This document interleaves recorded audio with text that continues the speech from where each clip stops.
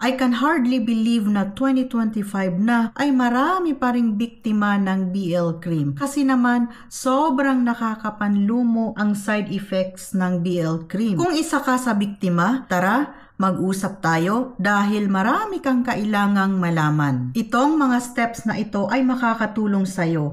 Be consistent lang, okay? First step, stop BL cream. You need to stop using BL cream. No excuses. Number 2, fix your skin barrier. Kaya nagsisilabasan ang lahat ng mga pimples pag tinigil ang BL cream kasi naman sirang-sira ang skin barrier mo. At ikaw ang sumira nun. Kaya ayusin mo yon sa pamamagitan ng skincare. Third step, sunscreen. Sira ang skin barrier mo kaya walang panlaban ang skin mo. Gumamit ng sunscreen. Step number 4, huwag gumamit ng mga rejuvenating sets at kahit na anong merong matatapang na ingredients or yung matatapang na skincare. Hindi yan kakayanin ng skin mo. Kung gusto mong pag-usapan natin ang bawat detalye, kung paano ang process ng pag-stop ng BL cream, anong skincare at sunscreen ang recommended ko, please let me know. Mag-comment lang dyan sa baba.